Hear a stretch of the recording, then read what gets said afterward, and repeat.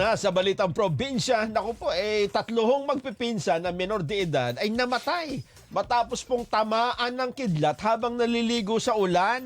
Naku po, malapit ho ito sa kanilang tahanan, ha? Isa nangyari sa barangay Inaon, Pulilan, Bulacan. Nori Fidel sa balita.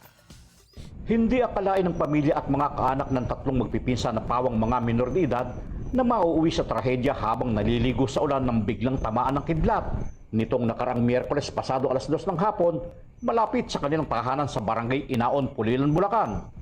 Ayon sa kaanak ng mga biktima, namumulot ng mangga habang naliligo sa ulan malapit sa kanilang bakuran ng mga bata nang biglang kumulog. Kaya't dali-dali silang sumilong sa isa pang puno ng mangga nang bigla namang kumidlat at doon nga sila tinamaan. Kinilala ang mga magpipinsan na sina Rexter Enriquez, 16 anyos, Roxanne Enriquez, 12 anyos, at si April Almoralde, 11 anyos. Sa pahayag ni Manny Garcia ng Pulilan MDRRMO, kaagad silang rumisponde nang makatanggap sila ng tawag na may tinamaan ng kidlat sa nasabing lugar, kung saan ang isa sa mga biktima ay buhay pa, kaya't agad na isinugot sa pinakamalapit na pagamutan. Subalit makalipas ang ilang minuto, ay idineklara ang tatlo na wala ng buhay. Nung makita po namin, meron po tayong tatlong casualty na nakahiga po, ano?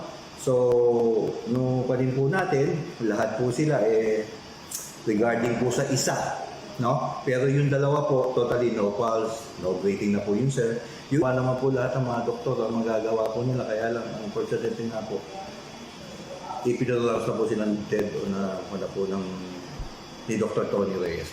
Paalala naman ni Garcia sa ating mga kababayan ngayong opisyal nang idineklara ng Pag-asa ang tagulan na laging mag-ingat kung hindi maiwasang maligo sa ulan. Mga kababayan po natin sa ngayon, kung po bumuhos ang malakas na ulan, alam ko pong mainit ang panahon, pero kung meron pong kulog at kidlat, please po, safety po ang ating isipin. Tulad po na nangyari po niyan. Sabi nga po nila, bagong graduate, yung tatlong bata na yun, Nori Fidel, para sa 100% balita.